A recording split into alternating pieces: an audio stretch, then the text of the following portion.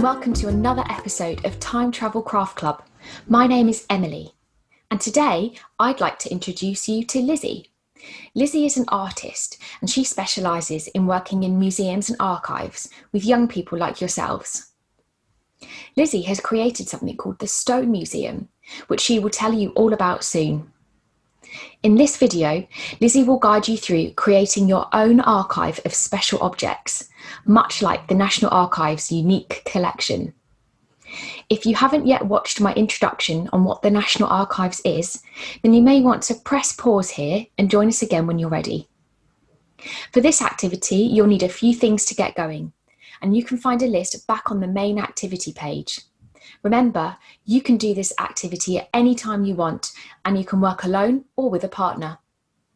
Join me again afterwards to find out about the documents that Lizzie showed you. See you soon. Hello everyone, my name's Lizzie. I'm an artist and I'm here to teach you how to make your own archive. But first, I'm going to show you a few things that inspire me as an artist. My art isn't painting or drawing usually. It often involves collecting interesting objects. And I have my own museum called the Stone Museum. And all of the stones look quite ordinary, but they have really interesting stories attached to them.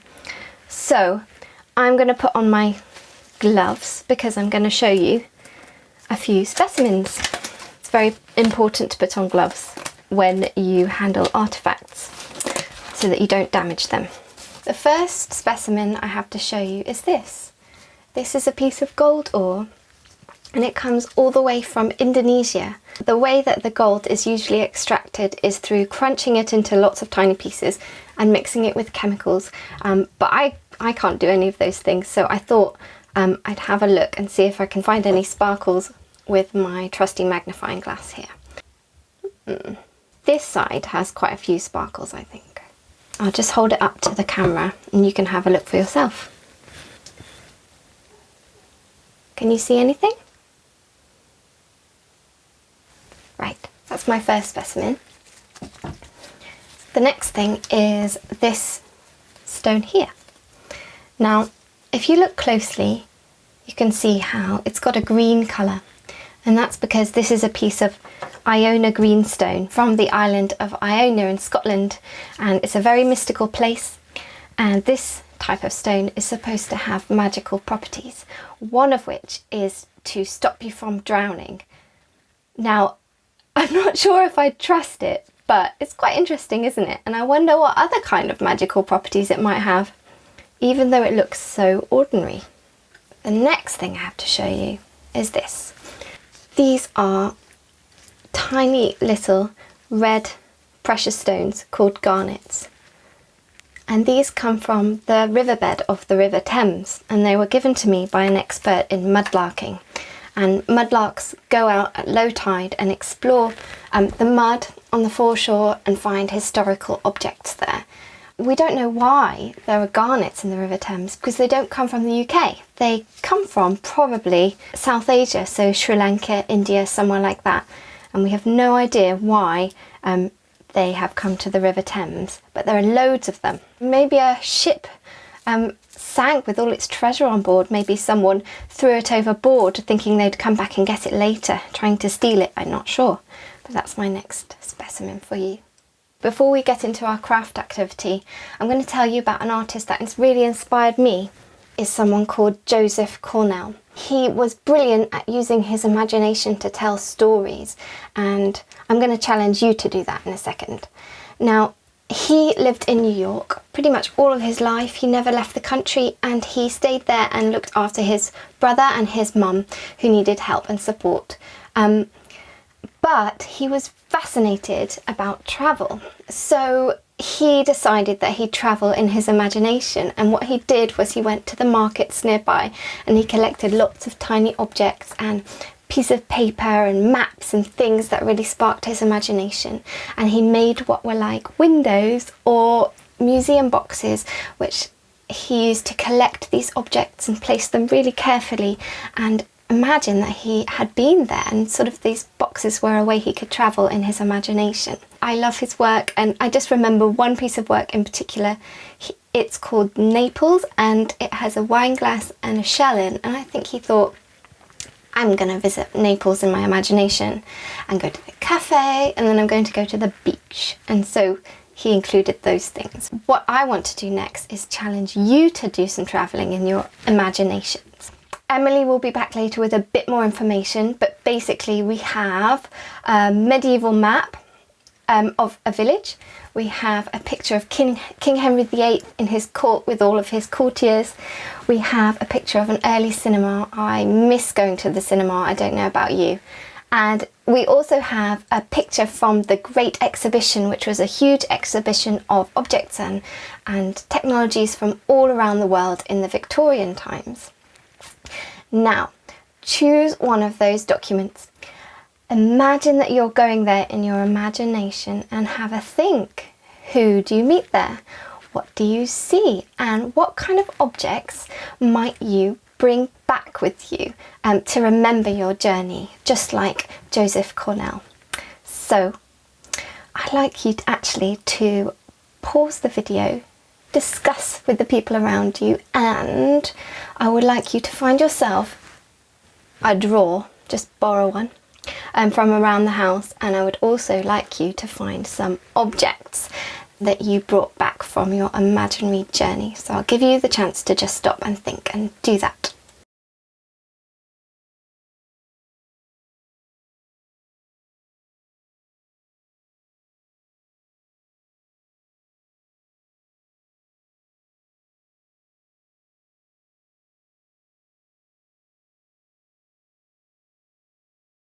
Okay, so I decided to go to King Henry VIII's court. I got dressed up in my finery. I went out for the night for the first time in ages, and I went to King Henry VIII's court. And these are the things that I brought back with me. I found this, and I think it's a secret love letter. Now, King Henry VIII, he had a lot of wives and girlfriends, so I thought it might be interesting to bring back a love letter, so that's that. I found this castle key, and I also find this fancy brooch. Lovely. So those are 3 of my objects, but you could find more, and I'm sure you've got better ideas. I've got my objects, and now we're going to have a go at making an archive, which means we're going to organise our objects. We're going to tell a story about them by how we organise them really carefully. So I'll put those to one side. In order to do this craft activity, you're going to need a few bits and pieces that hopefully you'll have nearby. You need some pieces of paper or card. This is 160 GSM card in black and white, but you can do it with coloured paper if you like. You need a ruler, a pair of scissors, a neat pen, and ideally a hole puncher and some string. So here's my piece of black card, and I need it to be a square. So I'm going to fold it like that up to the edge. You can use your fingernail to push it down properly. There we go. Now I'm going to use a gold pen to show you where I'm drawing so that it sticks out and you can see it properly. I'm going to just draw along the edge here where my paper came to, and I'm going to cut along that, and it should give me a square.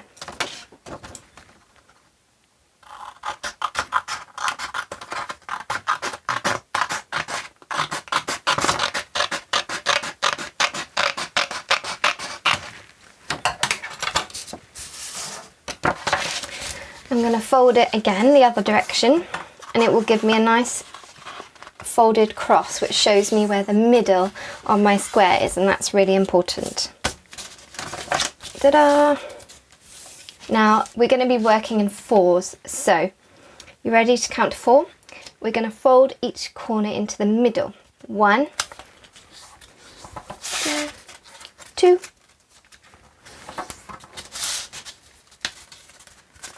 3, and 4. Brilliant.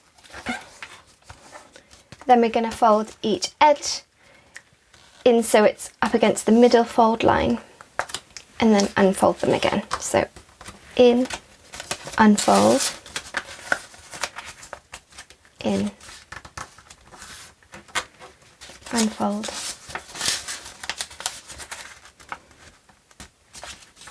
in, unfold. And number 4, in and unfold. Brilliant. If at any point you want to stop and rewind and look again, because you need to just check what you're doing, go for it. Next we're going to do 4 cuts, and I'm going to draw where those cuts are going to go so you can see.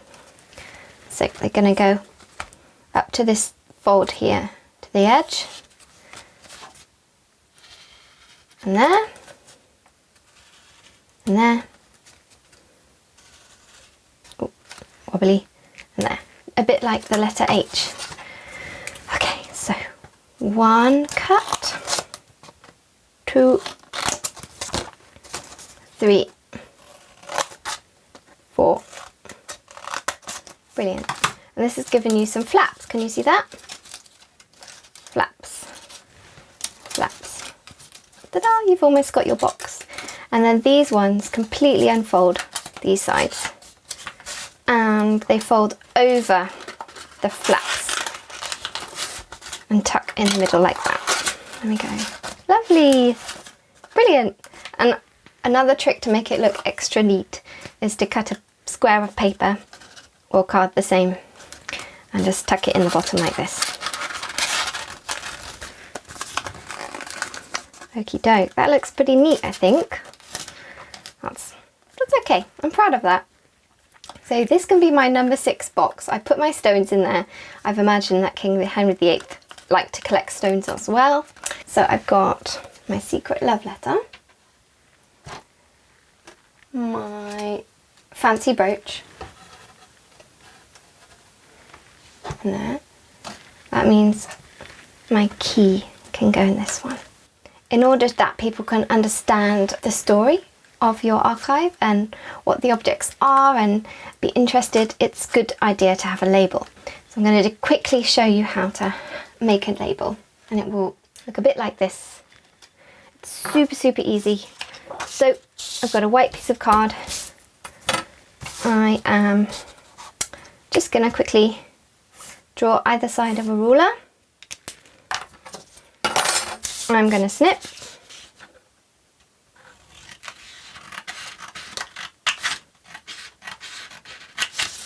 Nice. And snip again. See that I've got a rectangle, and then I'm just going to chop 2 corners off the rectangle. Like that. Great. And that gives me a nice label shape, easy.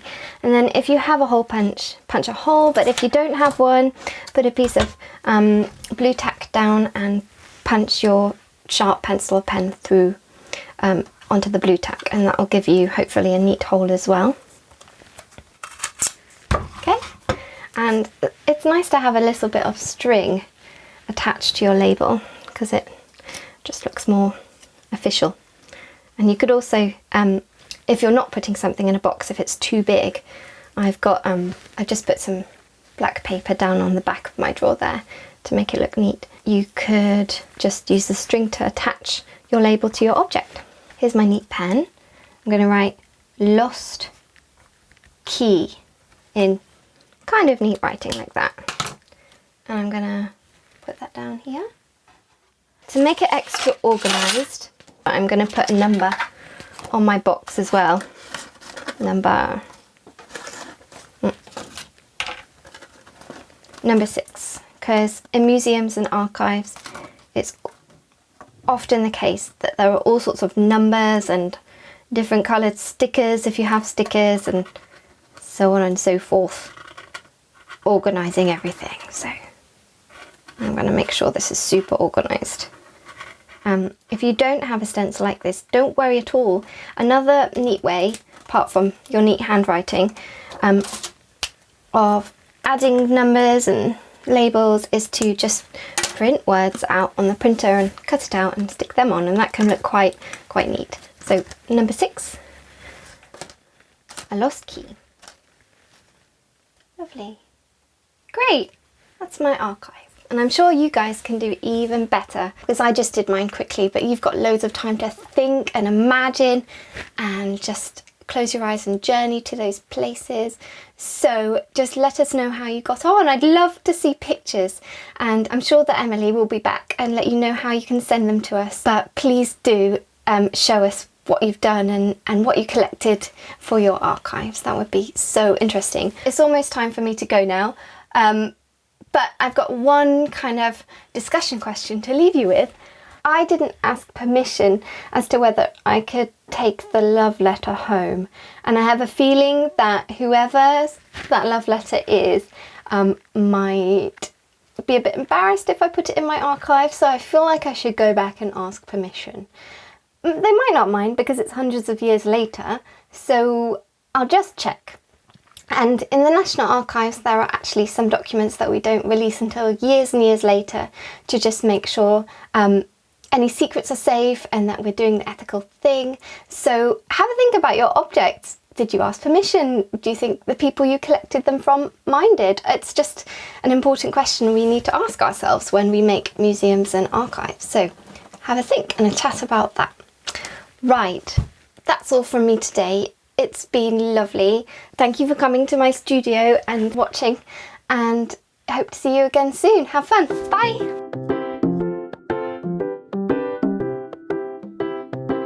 Hi and welcome back. How did you enjoy Lizzie's activity? I really enjoyed creating the little boxes for my precious objects. I really liked seeing how just a humble sheet of paper or card could transform into a structure. I was fascinated by how Lizzie used the archive documents too, which are flat and paper-based, to inspire her imagination, entering into the world of King Henry VIII and hunting for treasure inside. Which document did you use? Or perhaps you used more than one and have started a whole collection of archive treasure.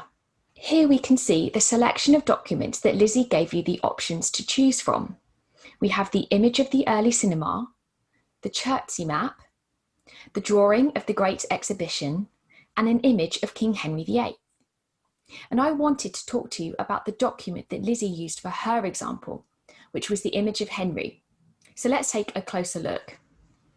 So here we have a striking image of Henry sitting on his throne, looking very much the monarch in charge. You can see that it is actually part of a much larger document, and it is taken from a very important document called the Valor Ecclesiasticus. Now, these are not very familiar words that we use today, but it means church valuation. Henry VIII set up a new religion called the Church of England because he wanted to divorce his first wife, Catherine of Aragon, and marry Anne Boleyn. You can see a picture of her on your screen now. By creating the Church of England, Henry didn't have to listen to the Pope anymore. The Pope was the head of the Catholic Church, and he said that Henry was not allowed to divorce Catherine and marry Anne. Now, Henry was in charge of this new religion and called himself the head of the Church of England. This meant that he could divorce Catherine and do what he wanted. And he was also able to take money and land from the church, as they were very rich, and spend it the way that he wanted to. This is why he had the Valor Ecclesiasticus created, as it is a record of how much value the church had. And the image you can see of Henry here certainly portrays him as a very powerful and important king. Look at how he is sat right in the middle of the image, much bigger than anyone else, and with all his courtiers around him. They look like they're hanging on to every word he is saying. Before we finish, do you remember Lizzie talking about making labels for her mini archive? Here at the National Archives, we also use labels which we stick onto our archive boxes. And this is a photo of what they look like in real life. Well, on the labels are reference codes. and you can see them more clearly here on this drawing. The reference code for the Valor Ecclesiasticus is E344/22. This tells us not only where we can find it on the shelves, but also about who made it hundreds of years ago. That's all for today, but tune in next time for some more craft club fun. Thanks and goodbye.